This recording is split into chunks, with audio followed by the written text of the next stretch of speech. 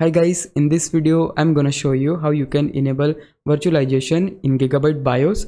It's quite easy. Very first thing you need to do is when your PC is restarting or you are starting your PC, whenever you see the black screen or no signal screen, you need to hit delete key continuously unless and until you are on your BIOS. And when you see your BIOS, it's quite easy to enable virtualization. So let me show you how you can do that. So firstly, here you have the option MIT. So click on that. Just right here we have the option advanced frequency settings. Click on that. Here you have the option advanced CPU settings. Let's click on this again. Now here you have the option SVM mode.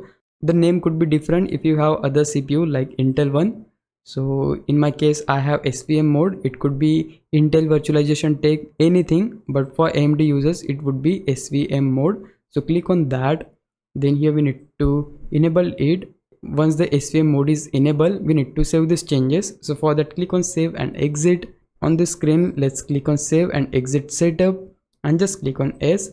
Now your PC will restart and you will see that the virtualization is finally enabled on your computer, and that's exactly how you can enable virtualization in Gigabyte BIOS.